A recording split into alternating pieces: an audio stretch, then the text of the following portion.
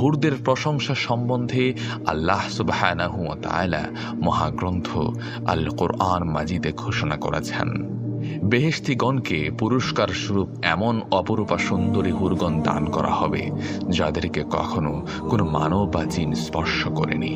অথবা প্রত্যেক হুর এমন কুমারী হবে যে তারা তৎপূর্বে অন্য কোনো পুরুষের সংস্পর্শ লাভ করেনি এবং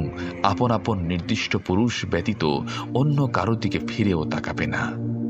হুরদের রূপ লাবণ্য সম্বন্ধে হজরত রাসূল আকরাম সাল্লাল্লাহু আলাইহি ওয়াসাল্লাম বলেছেন, বেহেশতের হুরগণ